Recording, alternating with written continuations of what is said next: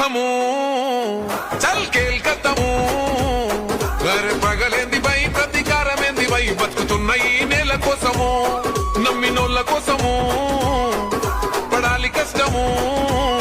వాళ్ళ బాధలన్నీ తీరితే గుండెలోన పెట్టుకొని కొలుసుకుంటదే రూపము